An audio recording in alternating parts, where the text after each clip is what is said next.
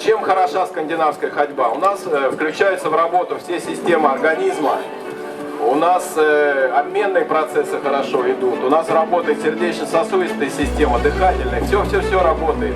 Но для этого мы должны какие-то использовать все-таки элементы техники, иначе мы неэффективно используем это. То есть что для этого нужно? Для этого у нас есть три основные вещи. Это наша осанка, мы сейчас о ней скажем. Это палочки правильные, скандинавские, которые имеют определенные особенности. И это техника ходьбы, то есть правильное использование палок. Тогда мы эффективно можем использовать все, и у нас все работает. Место. Отлично. Замечательно. Поднимаем палочки, складываем вверх.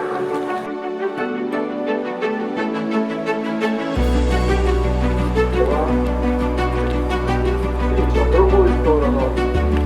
Голову немножко наклонили, положили руку вверх. Прямо напрягайте руки, чувствуйте, как будто вы воду отодвигаете, гребете на лодке.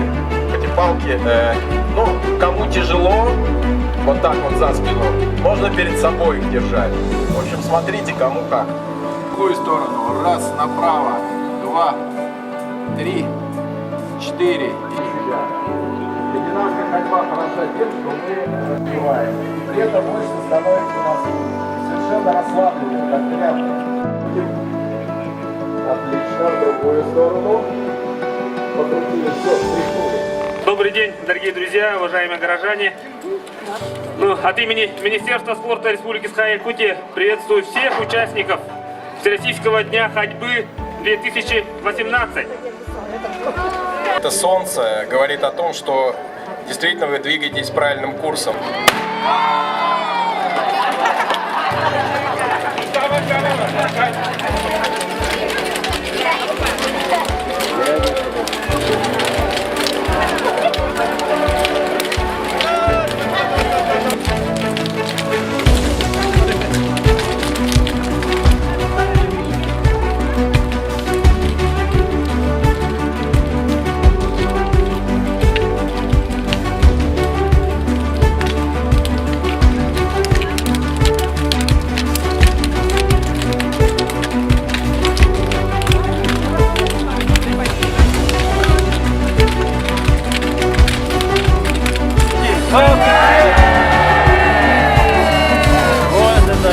Мне очень понравилось, во-первых, формат, в котором проходит это замечательное соревнование. Мне очень нравится позитивный. Мне понравился настрой людей. Это самое главное, потому что без настроя хорошего люди не могут ничем заниматься. То есть, если он настроен положительно, у него уже идет все положительно. Вот. Некоторое время, когда человек начинает заниматься, он должен себя немножко, не то что заставлять, но как-то стимулировать. А потом это уже становится потребностью. И человек себя чувствует значительно лучше.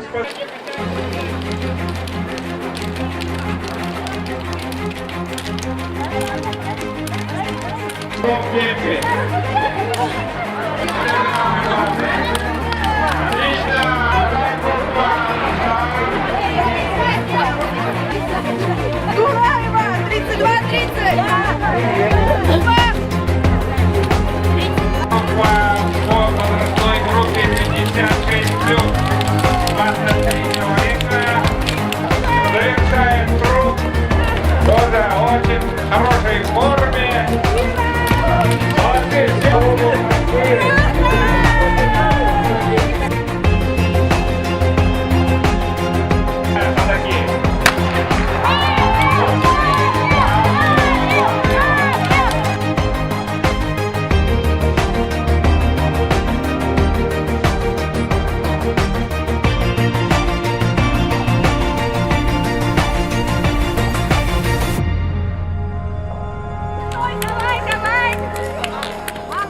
Активнее, активнее.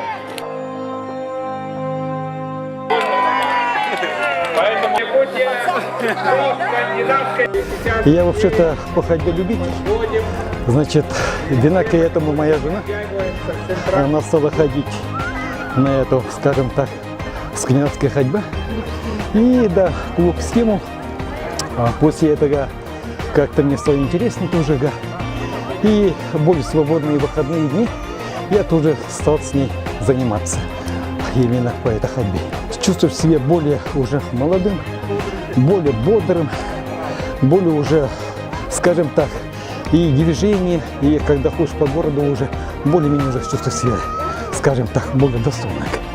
Кому за 50, это уже не надо поставить точку, надо заниматься, стремиться к спорту, да.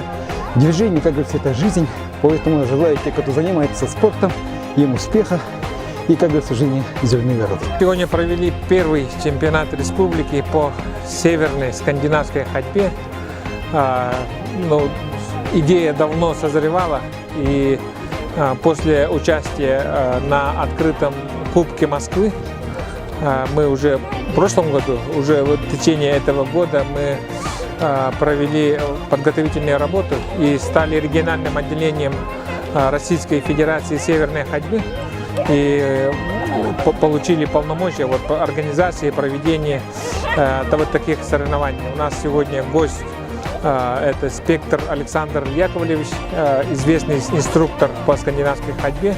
Сегодня он прилетел и как куратор от Федерации смотреть, как проводятся соревнования, соблюдать все основные требования по организации этих соревнований. И, я считаю, что первый блин не комом, а очень хорошо получился.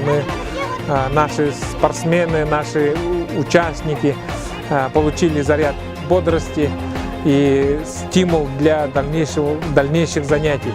Кроме этого, мы провели массовую ходьбу с целью агитации и пропаганды здорового образа жизни.